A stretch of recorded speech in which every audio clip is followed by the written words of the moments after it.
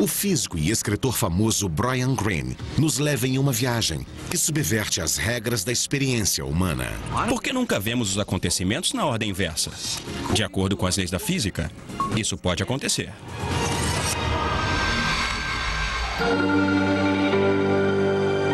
Além do cosmos, o espaço.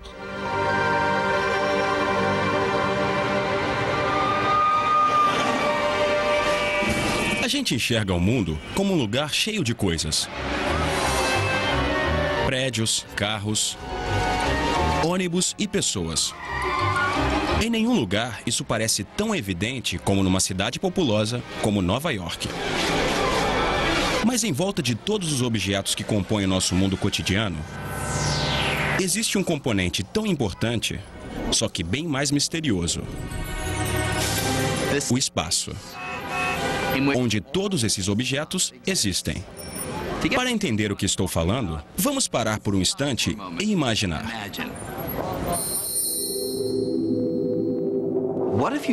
E se você tirasse todos esses objetos? Tudo mesmo. As pessoas, os carros e os prédios. Não só os objetos na Terra, mas a própria Terra também. E se você tirasse todos os planetas, as estrelas e as galáxias? Não só os objetos grandes, mas coisas muito pequenas, até os menores átomos de gás e poeira. E se você removesse tudo, o que sobraria? A maioria de nós diria que não sobraria nada. E isso está certo. Mas o estranho é que também está errado. O que sobra é o espaço vazio. Acontece que o espaço não é um nada. É alguma coisa. Uma coisa com características ocultas tão reais como as dos objetos do nosso dia a dia. Na verdade, o espaço é tão real que pode se curvar. Pode se torcer. E pode se ondular. É tão real que o espaço vazio em si ajuda a moldar tudo no mundo à nossa volta e forma o próprio tecido do cosmos. A gente não pode entender nada sobre o mundo a menos que entenda o espaço, porque isso é o mundo, o espaço com as coisas dentro dele. Geralmente não temos consciência do espaço, mas eu digo, os peixes provavelmente também não têm consciência da água e estão dentro dela o tempo todo. O espaço não é exatamente o nada. Na verdade, tem muita coisa acontecendo ali dentro. Quando a maioria de nós pensa no espaço sideral, um lugar que está muito, muito longe. Mas o espaço está em toda parte. Podemos dizer que é o que existe de mais abundante no universo. Mesmo os menores objetos, como os átomos, o ingrediente básico em você, em mim e em tudo que vemos no mundo, até eles são quase inteiramente feitos de espaço vazio. Se a gente removesse todo o espaço dentro de todos os átomos que constituem as pedras, os vidros e o aço do Empire State Building, sobraria apenas um pedacinho do tamanho de um grão de arroz, mas que pesaria centenas de milhares de quilos. Todo o resto é espaço vazio. Mas o que é o espaço exatamente? O pai da ciência moderna imaginou o espaço como um palco vazio. Para Newton, o espaço era a moldura para tudo o que acontece no cosmos. A arena onde o teatro do universo é encenado. O palco de Newton era passivo, absoluto, eterno e imutável. A ação não afetava o palco e o palco não afetava a ação. Ao representar o espaço dessa forma, Newton foi capaz de descrever o mundo como ninguém tinha sido capaz até então. Seu palco imutável permitia que ele entendesse quase todo o movimento que vemos e descrevesse leis que prevêem desde a forma como uma maçã cai da árvore até a órbita da Terra em torno do Sol. Essas leis funcionam tão bem que são usadas até hoje, seja para lançar satélites ou para pousar aviões. Todas elas dependem de um conceito radical. O espaço é real. Mesmo que você não possa ver, cheirar ou tocar, o espaço é real e físico o suficiente para ser uma referência para certos tipos de movimento, como a patinadora.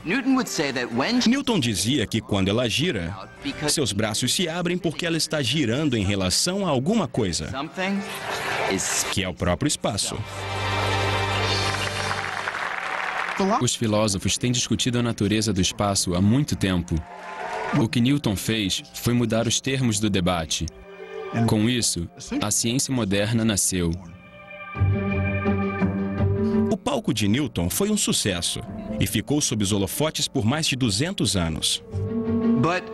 Mas nas primeiras décadas do século XX, surgiu um novo conjunto de ideias que balançou as estruturas do palco de Newton.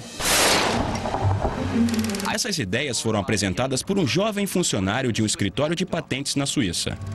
O nome dele era Albert Einstein. Einstein cresceu no final do século XIX, a alvorada da era da eletricidade. A energia elétrica estava iluminando as cidades, dando origem a vários tipos de tecnologia que Newton nunca poderia ter imaginado. Todos os novos desenvolvimentos estavam relacionados com a luz, que fascinava Einstein desde criança.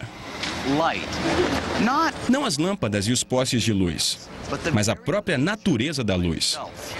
A fascinação por uma característica particularmente estranha da luz, sua velocidade, foi o que levou Einstein a derrubar o conceito de Newton sobre o espaço. Para entender como, vamos dar uma voltinha.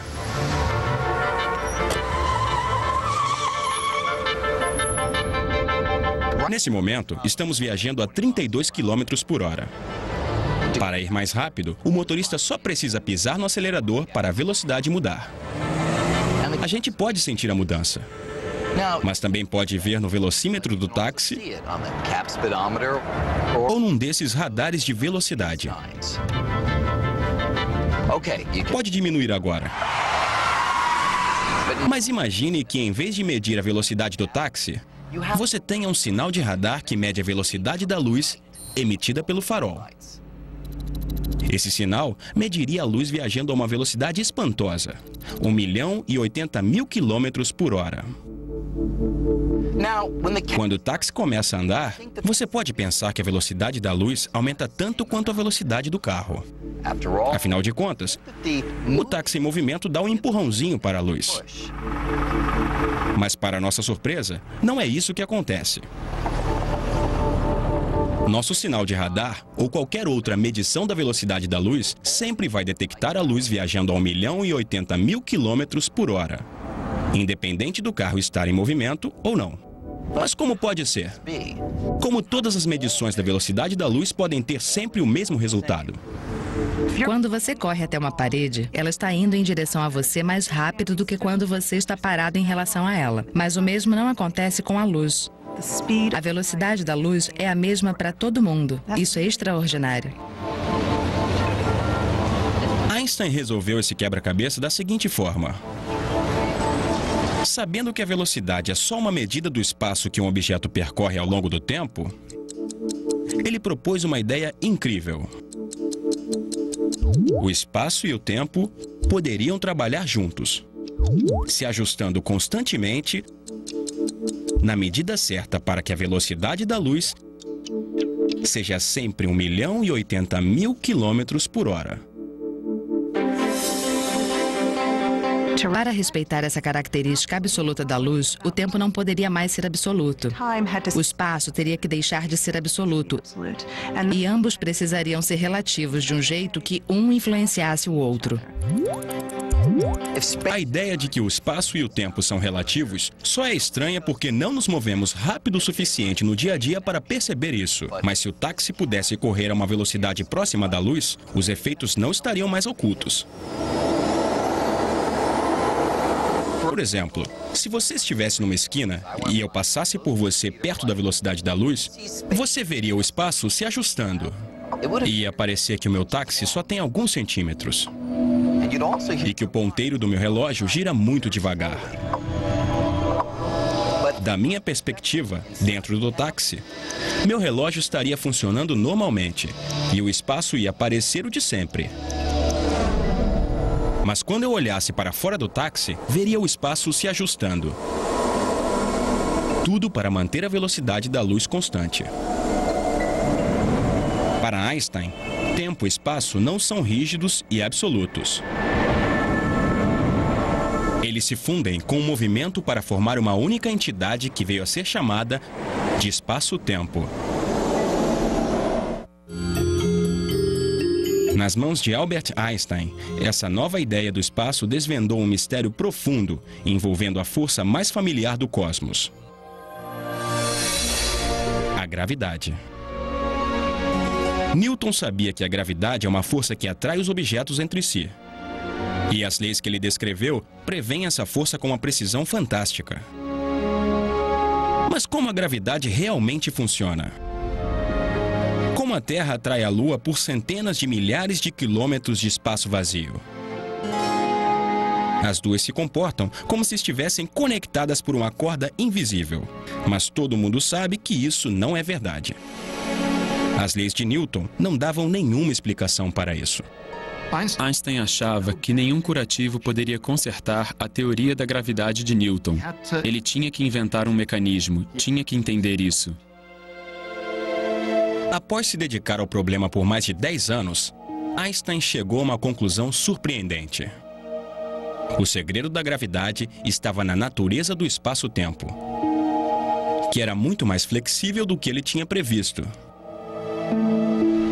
e que podia se esticar como um tecido. Isso era uma ruptura radical com Newton. Pense nessa mesa como espaço-tempo e nas bolas como objetos no espaço. Se o espaço-tempo fosse plano como a superfície da mesa, os objetos se moveriam em linha reta. E se o espaço é como um tecido que pode se esticar e dobrar? Isso pode parecer um pouco estranho, mas veja o que acontece se eu coloco um objeto pesado no tecido flexível do espaço-tempo.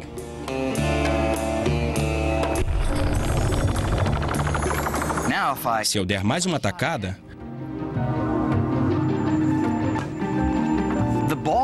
as bolas vão se mover por uma cavidade criada no tecido por esse objeto. Einstein percebeu que é assim que a gravidade funciona de fato. Ela é a deformação do espaço-tempo causada pelos objetos nele. Em outras palavras, a gravidade é a própria forma do espaço-tempo. A Lua não mantém a órbita porque é atraída pela Terra por uma força misteriosa, e sim porque se move ao longo de uma curva no tecido do espaço-tempo criada pela Terra. Com Einstein, o espaço se tornou não apenas real, como também flexível. Então, de repente, o espaço tinha propriedades, tinha curvatura. De repente, o espaço tinha uma geometria flexível, quase como uma folha de borracha. Isso abre um novo caminho para pensar a realidade e descrever todo o universo. Einstein virou Einstein por causa dessa observação. Enquanto Newton considerava que o espaço era passivo, Einstein considerava que ele era dinâmico. Para ele, o espaço está entrelaçado com o tempo e determina como os objetos se movem. Depois de Einstein, o espaço não pode mais ser pensado como um palco estático, e sim como um ator que interpreta o papel principal no teatro cósmico.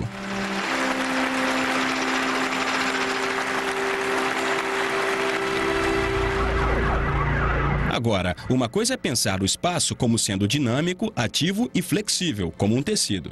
Mas ele é realmente assim? Isso é apenas uma metáfora ou descreve de fato o que é o espaço?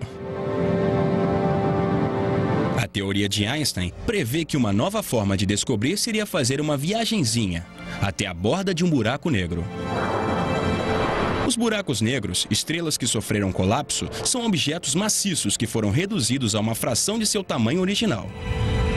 De acordo com os cálculos de Einstein, a gravidade em volta deles é tão forte que um buraco negro girando pode arrastar com ele todo o espaço, que é torcido como se fosse um pedaço de pano. O buraco negro mais próximo está a trilhões de quilômetros de distância, o que faz com que seja um grande desafio testar essa previsão. Mas no final dos anos 50, um físico chamado Leonard Schiff começou a procurar uma maneira de testar as ideias de Einstein mais perto de casa. Schiff se inspirou em um objeto que consideramos um brinquedo de criança: o giroscópio. Ele pensou que, se o espaço realmente se torce como um pano, o giroscópio pode ajudar a detectar isso. Era uma ideia estranha e foi desenvolvida em um lugar estranho: a piscina dos professores em Stanford. Lá, em 1959, Schiff se encontrou com dois colegas, William Fairbank e Bob Cannon. Ele estava empolgado com o anúncio de um giroscópio de alta tecnologia que tinha visto. Apesar de ter uma aparência diferente, ele funcionava basicamente como um brinquedo de criança. Naquele momento, os três decidiram lançar um dispositivo como esse na órbita da Terra. Normalmente, o eixo de um giroscópio aponta para uma direção fixa. Mas se a Terra está realmente arrastando o espaço, o eixo do giroscópio seria arrastado junto com ele, deslocando sua orientação de um jeito que poderia ser medido. Era um plano brilhantemente simples. Só tinha um problema. As teorias de Einstein prevêem que a rotação da Terra torce o espaço só um pouquinho. Tão pouco que seria como medir a altura de uma moeda a 100 quilômetros de distância. A equipe ficou mais de 2 anos tentando entender como fazer uma medição tão precisa. Eles finalmente criaram um plano de acoplar 4 giroscópios que se movem livremente a um telescópio apontado para uma estrela distante. Se o espaço se torce, ao longo do tempo, os giroscópios não apontariam mais para a estrela, já que ficariam presos na torção do espaço. Em 1962, eles solicitaram financiamento da NASA, pedindo mais ou menos $1 milhão para o que viria a ser conhecido como Gravity Probe B. A princípio, os membros da equipe pensaram que o projeto levaria uns 3 anos. Eles estavam otimistas demais. Com uma equipe cada vez maior, o Gravity Probe B se tornou o experimento de maior duração da história. Eles ficaram décadas e décadas tentando realizar a ideia original, que era lançar um telescópio no espaço e construir giroscópios que eram uns dos objetos mais precisos que já foram criados. A tecnologia é simplesmente assustadora. É que nem uma cenoura na frente de um burro. A gente sempre estava a 5 ou 10 anos de conseguir fazer isso. Depois mais 5 ou 10 anos, por 35 anos. O projeto consumiu mais de 4 décadas e $750 milhões e quase foi cancelado pela NASA 9 vezes. Finalmente, em 2004, a equipe se reuniu para presenciar o lançamento.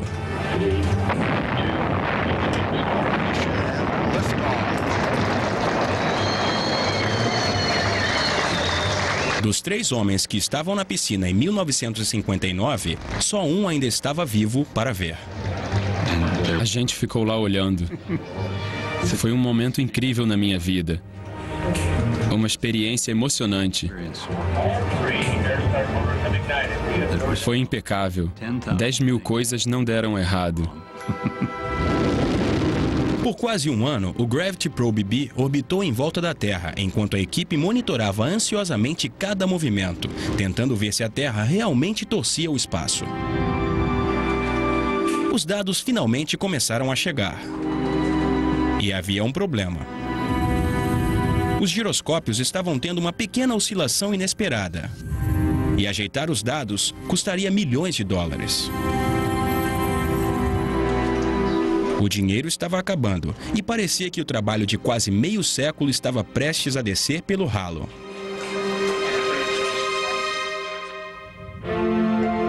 Quase no último momento possível, apareceram 2 fontes de recursos. O filho de William Fairbank, um dos membros originais da equipe, fez uma doação pessoal, e Turki Al-Saad, um membro da família real saudita formado em aeronáutica por Stanford, providenciou uma grande doação. Ao longo dos próximos 2 anos, o problema com os dados foi resolvido, revelando que os eixos dos giroscópios tinham se deslocado quase exatamente como estava previsto nas equações de Einstein. Acho que foi a primeira vez que deu para ver o efeito de Einstein, a deriva, a olho nu. Esse experimento forneceu a prova mais direta de que o espaço é uma coisa real. Uma entidade física como um tecido. Afinal de contas, se o espaço fosse nada, não haveria nada para torcer.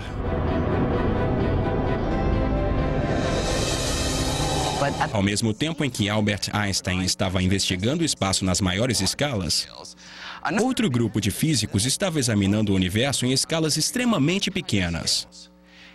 E eles encontraram um território completamente inexplorado, no qual a ideia de Einstein sobre o espaço não foi encontrada em lugar nenhum.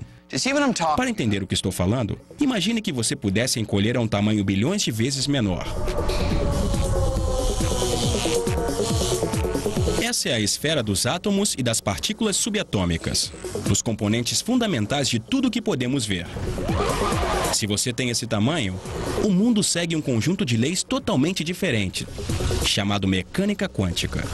De acordo com essas leis, mesmo que você tentasse remover cada átomo e partícula, veria que o espaço vazio está longe de ser vazio. Ele está repleto de atividade. As partículas estão constantemente deixando de existir e ressurgindo. Elas surgem do nada, aniquilam umas às outras rapidamente e desaparecem. Embora a teoria previsse isso, foi em 1948 que um cientista chamado Hendrik Casimir sugeriu que, embora a gente não possa ver essas partículas, por causa delas o espaço faz uma coisa que podemos ver. Ele previu que se você pegasse 2 placas comuns de metal e colocasse uma perto da outra, mais perto que a espessura de uma folha de papel, algumas partículas com determinadas energias seriam excluídas, porque, de certa forma, elas não iam caber entre as placas. Como a maior parte dessa atividade frenética acontece fora das placas e não dentro, Casimir achou que elas seriam aproximadas por aquilo que geralmente chamamos de espaço vazio. Alguns anos mais tarde, esse experimento foi realizado.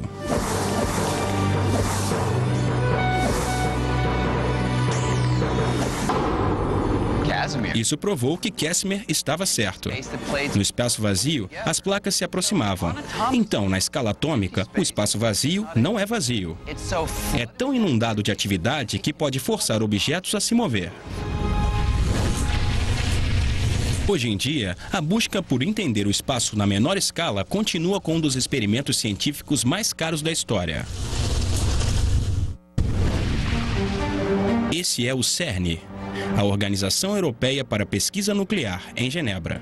Aqui, enterrado a mais de 50 metros do solo, está o Grande Colisor de Hadron, o acelerador mais poderoso do mundo.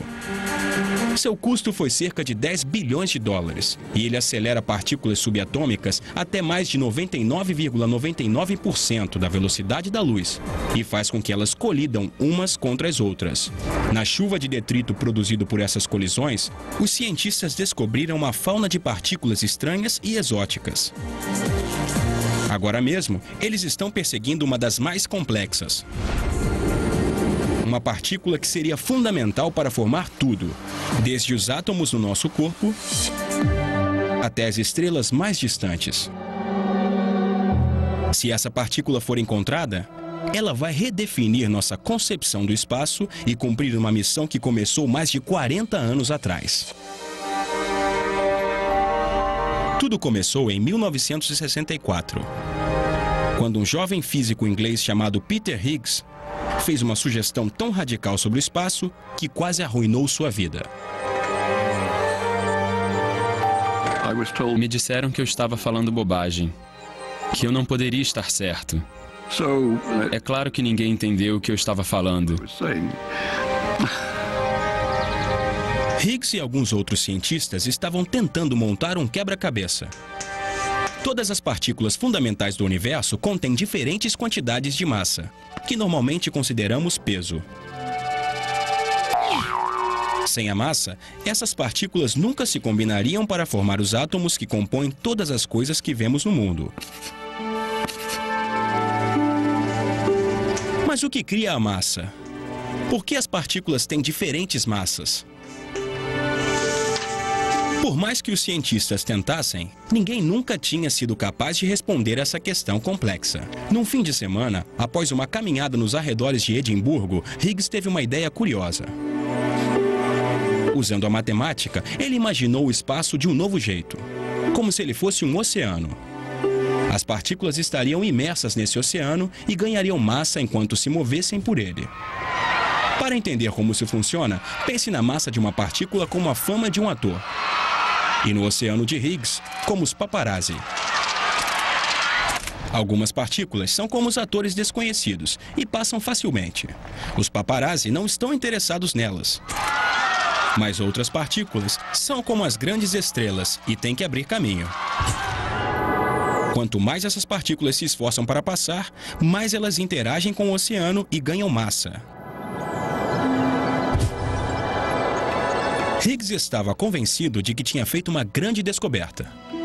Mas quando ele enviou sua ideia para um jornalista do CERN, ela foi rejeitada. Sem se abalar, Higgs aprimorou sua teoria, até que surgiu a chance de apresentá-la no antigo recanto de Einstein, o Instituto de Estudos Avançados de Princeton. Ele esperava que suas ideias fossem encontrar os críticos mais ferrenhos lá. Eu estava dirigindo feliz na estrada, quando vi uma placa para Princeton. E isso me fez perceber no que eu estava me metendo. Comecei a suar frio e a tremer. Tive que parar o carro para me recompor. Mas Higgs insistiu. Aquela foi a primeira de uma série de conversas que iriam convencer seus colegas de uma vez por todas que aquilo era uma grande descoberta. No fim das contas, eu os venci pelo cansaço. Eu triunfei. Então aproveitei as festas que vieram em seguida. Hoje, a ideia pioneira de Higgs, chamada de campo de Higgs, é crucial para o nosso entendimento do espaço. O campo de Higgs está em toda parte, e até no vácuo mais vazio do espaço tem um efeito. Ele nos dá massa. Acho que Higgs merece mesmo crédito por ter sido uma das pessoas que disseram que o espaço é uma coisa e tem propriedades que são intrínsecas, das quais não podemos nos livrar. Não dá para desligar elas. O único problema é que não temos nenhuma prova física de que o campo de Higgs existe. Pelo menos não ainda. Mas aqui no CERN, os cientistas estão tentando colidir as partículas umas com as outras com tanta energia que elas vão soltar um pedaço de campo de Higgs, produzindo uma partícula própria. É como se eles estivessem tentando tirar uma lasca do espaço. A gente acha que se bater forte o suficiente no espaço, com colisões do acelerador de partículas, podemos fazer uma partícula de Higgs surgir do espaço vazio. Todo o nosso entendimento atual sobre a matéria vai desmoronar se o campo de Higgs não existir. Acho que ninguém tem dúvidas de que vamos ver isso. Se não, com certeza, vai ser um resultado muito bizarro. Descobrir a partícula de Higgs seria um grande marco e estabeleceria que até o mais vazio dos espaços vazios tem um impacto em toda a matéria. Mas acontece que o espaço contém um ingrediente muito mais misterioso do que Higgs poderia imaginar. Um ingrediente que pode ser a chave para desvendar o maior dos mistérios: o destino do universo. É um mistério que começou há uns 14 milhões de anos, com o que chamamos de Big Bang. Em uma fração de segundo, o universo sofreu uma grande explosão que arremessou o espaço para fora. O espaço está se expandindo desde então. Por décadas, a maioria dos cientistas achava que a expansão estava desacelerando, graças à força da gravidade. Quando joga uma maçã para cima, em algum momento, a gravidade da Terra vai fazê-la parar e vai trazê-la de volta. Da mesma forma que a maçã desacelera com o tempo, a expansão do universo deveria desacelerar por causa da atração gravitacional de toda a matéria e energia entre si. Mas isso levantava uma questão. Qual seria o destino final do universo? Ele continuaria se expandindo para sempre? Ou em algum momento a gravidade iria parar a expansão, fazendo com que o espaço voltasse a se contrair, entrando em um grande colapso? Para desvendar esse mistério, duas equipes de astrônomos começaram a medir a desaceleração da expansão usando uma ferramenta curiosa: estrelas resultantes de explosões, chamadas supernovas. Uma supernova é uma estrela que termina sua vida em uma explosão maciça. Elas são extremamente luminosas e podem ser tão brilhantes como 1 bilhão de sóis. O legal nas supernovas é que elas são muito parecidas quando explodem. Todas têm mais ou menos o mesmo brilho e depois desaparecem quase do mesmo jeito. Como as explosões são muito brilhantes e uniformes, a equipe pensou que essas supernovas poderiam funcionar como faróis cósmicos muito precisos, permitindo que eles rastreassem como o espaço desacelerou ao longo do tempo. O problema é que as supernovas são raríssimas. Para achar um número suficiente delas, Perlmutter dedicou anos ligando para astrônomos do mundo todo, implorando que eles emprestassem seus telescópios. A gente precisava dos maiores telescópios do mundo e de condições perfeitas. Nessas condições perfeitas, eu ficava ligando para as pessoas no meio da noite, enquanto elas tentavam trabalhar, e dizia: sei que você está com um horário apertado, mas não dá para encaixar meia horinha de observação? Seria muito interessante para a gente. Quando eles finalmente tinham dados suficientes para medir o quanto a força gravitacional estava desacelerando a expansão do universo, tiveram uma grande surpresa. Os resultados eram meio estranhos. Não mostravam nenhuma desaceleração do universo. Foi uma surpresa. Na verdade, o universo está acelerando. É como se o espaço, que a gente pensava que não era nada, tivesse uma qualidade inerente parecida com a de uma mola. O espaço não queria ser comprimido, na verdade queria esticar o universo. Parecia que o universo estava se expandindo cada vez mais rápido. Ele estava acelerando em vez de desacelerar. Minha reação imediata foi: eu preciso descobrir o que está errado. Isso não pode estar certo. Mas isso estava certo. A maioria dos cientistas concordou com uma explicação. Tem alguma coisa que preenche o espaço e age contra a força da gravidade atrativa comum, afastando as galáxias e esticando o próprio tecido do cosmos. Essa substância misteriosa que preenche o espaço foi apelidada de energia escura e virou nossa concepção do universo de cabeça para baixo. Ao longo das maiores distâncias, a energia escura domina o conteúdo do universo, e nós não sabemos o que ela é.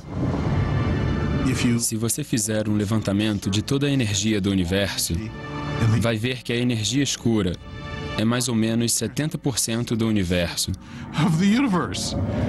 Até uma década atrás, ninguém nem imaginava que uma coisa dessas existia. Essencialmente, o peso do espaço vazio é 70% do peso de todo o universo. Isso é quase a mesma porcentagem da superfície da Terra que é coberta por água. Imagine que a gente não soubesse o que é água. É assim que estamos em relação à energia escura. Nós não temos mesmo a menor ideia de como explicar a energia escura. Temos todo esse aparato científico sofisticado da mecânica quântica, da relatividade e da física de partículas que desenvolvemos nas últimas centenas de anos, mas nada disso consegue explicar a energia escura. A descoberta da energia escura ainda guardava outra surpresa. A ideia de que o universo contém esse ingrediente já tinha sido cozinhada 80 anos atrás. Vou contar um segredinho. Embora ele não chamasse de energia escura, há muito tempo, Albert Einstein previu que o próprio espaço poderia exercer uma força que afastaria as galáxias. Logo depois de descobrir a teoria geral da relatividade, sua teoria sobre a gravidade, Einstein descobriu que, de acordo com os cálculos, o universo estaria ou expandindo ou se contraindo, mas não podia estar pairando em um estado fixo. Isso era enigmático, porque antes de ficar sabendo do Big Bang, a maioria dos cientistas, inclusive Einstein, imaginava que o universo era estático, eterno e imutável. Quando as equações de Einstein sugeriram que o universo estava expandindo ou se contraindo, e não era estático como todos pensavam, ele tinha um problema.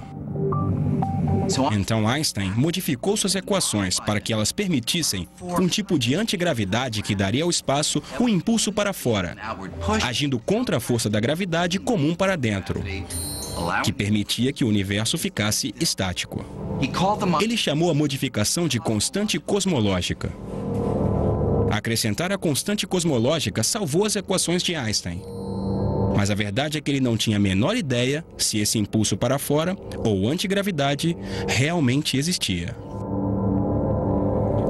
A introdução da constante cosmológica não era uma solução muito elegante para achar o que Einstein estava procurando, que era um universo estático. Esse conceito introduz esse efeito de antigravidade. Diz que a gravidade pode se comportar de uma forma que não atrai, mas afasta os objetos, como se fosse o embate de dois titãs. A constante cosmológica e a atração comum da matéria manteriam o universo em equilíbrio e estático.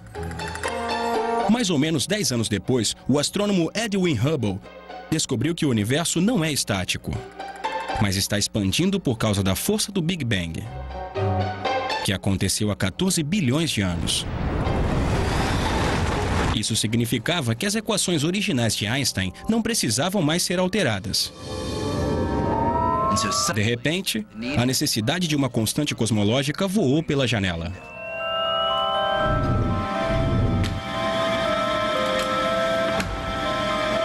Obrigado. Dizem que Einstein falou que esse foi o seu maior tropeço. Só que com a recente descoberta da expansão do universo, os cientistas estão convencidos de que tem alguma coisa no universo que está afastando todos os objetos. Então o maior erro de Einstein pode estar entre as suas maiores descobertas. Ninguém mais estava pensando nisso. Mas a constante cosmológica de Einstein pode muito bem ser a chave para entender a expansão do universo que vemos hoje. Apesar de ninguém saber o que é a energia escura de fato, ela levanta uma possibilidade espantosa e perturbadora. Einstein descreveu a força de sua antigravidade como sendo constante. Mas a força da energia escura é constante? E se ela muda ao longo do tempo? A resposta poderia derrubar tudo o que a gente achou que sabia sobre o destino do cosmos. Nesse momento, das moléculas que compõem o meu corpo até as moléculas que formam a Lua, tudo no nosso mundo fica inteiro por causa das forças que prevalecem sobre o impulso da energia escura. Por isso não vemos as coisas se expandindo no nosso dia a dia. Mas essa situação pode não durar para sempre. Pode ser que a energia escura continue afastando as galáxias até que elas estejam tão distantes umas das outras que o universo se tornará um lugar frio, escuro e solitário. Ou a força da energia escura aumentará ao longo do tempo e ficará tão forte que destroçará tudo dentro das galáxias. As estrelas, os planetas e todo o tipo de matéria.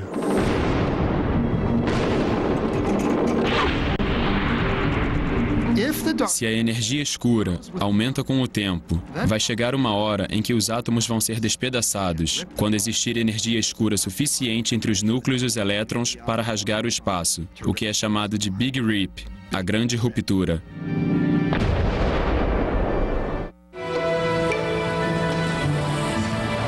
Mas até aqui, a viagem que começou com a ideia de Isaac Newton do espaço como um palco ainda não acabou. Quando olhamos para o tecido do cosmos mais de perto, podemos encontrar muito mais surpresas que qualquer um poderia imaginar. Eu, por exemplo, pareço bem real. Não pareço? Mas estão surgindo novas pistas de que eu, você e até o próprio espaço, tudo pode ser, na verdade, um tipo de holograma. Quer dizer, tudo que vemos e vivenciamos, tudo que chamamos de nossa realidade tridimensional, pode ser a projeção de informações que estão armazenadas em uma fina superfície bidimensional distante. Mais ou menos do mesmo jeito que a informação para esse holograma está guardada nesse pedaço fino de plástico. Estamos acostumados com os hologramas nos adesivos de segurança nos cartões de crédito.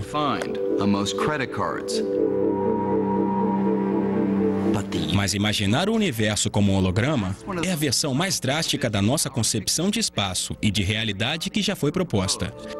As provas disso vêm de uma das áreas mais estranhas do espaço: os buracos negros. Quando eu era mais jovem, ia achar que qualquer físico que dissesse isso estaria absolutamente maluco. Podemos pensar desse jeito. Imagine que eu jogasse a minha carteira dentro de um buraco negro. A gente costumava pensar que nada, nem mesmo a luz, poderia escapar da imensa gravidade do buraco negro. Então minha carteira estaria perdida para sempre. Mas agora, parece que essa pode não ser a história completa. Recentemente, alguns cientistas estavam estudando a matemática que descreve os buracos negros e fizeram uma descoberta curiosa. Mesmo que minha carteira desapareça no buraco negro, uma cópia de toda a informação contida nela mancha a superfície do buraco negro e fica guardada, do mesmo jeito que a informação é armazenada num computador. No final das contas, minha carteira existe em dois lugares. Uma versão tridimensional está perdida para sempre dentro do buraco negro. E uma versão bidimensional permanece na superfície como informação. O conteúdo de informação de tudo que caiu no buraco negro pode ser inteiramente representado no lado de fora do buraco negro. A ideia é que você pode apreender tudo o que acontece dentro do buraco negro olhando só para o lado de fora. Em teoria, eu poderia usar a informação no lado de fora do buraco negro para reconstruir minha carteira. A parte mais desconcertante é que o espaço dentro do buraco negro segue as mesmas regras que as do espaço fora dele ou de qualquer outro lugar. Se um objeto dentro de um buraco negro pode ser descrito pela informação fora do buraco negro, então pode ser que tudo no universo, as estrelas, as galáxias, você e eu, e até o próprio espaço, pode ser apenas uma projeção da informação armazenada em uma distante superfície bidimensional, que está em volta de nós. Em outras palavras, o que percebemos como realidade pode ser um tipo de holograma. O mundo tridimensional é uma ilusão, do mesmo jeito que um holograma é uma ilusão? Talvez. Acho que estou disposto a achar que sim, que o mundo tridimensional é um tipo de ilusão e que a realidade absoluta é a realidade bidimensional na superfície do universo. Essa ideia é tão nova que os físicos ainda estão se esforçando para entender. Mas da mesma forma que Newton e Einstein mudaram completamente a nossa ideia do espaço, se isso estiver certo, podemos estar à beira de uma revolução ainda mais drástica. Apesar de ser uma parte tão vital da nossa vida cotidiana, o espaço continua sendo um estranho. Ele está em todo lugar, mas ainda estamos longe de desvendar sua verdadeira identidade. Isso pode levar 100 anos, pode levar 1000 anos, ou pode acontecer amanhã. Mas quando o mistério for desvendado, isso será um passo gigante no caminho para a compreensão do tecido do cosmos.